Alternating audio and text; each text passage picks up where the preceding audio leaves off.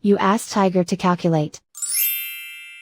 This deals with finding the midpoint between 2 points. The midpoint between the 2 points is 41.5, negative 61.5. Let's solve it step by step. Plot the 2 points and calculate the midpoint using the formula. The coordinates of point 1 are, x1 equals 11, y1 equals negative 42.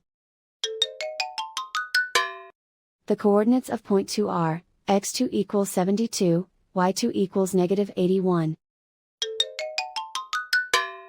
PM represents the midpoint of the 2 points.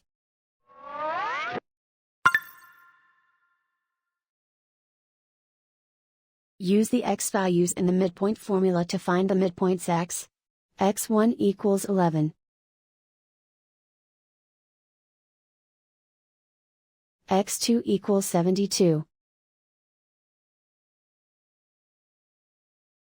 Simplify the arithmetic.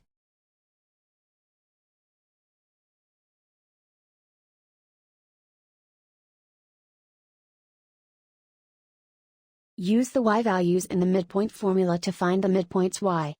y1 equals negative 42. y2 equals negative 81. Simplify the arithmetic.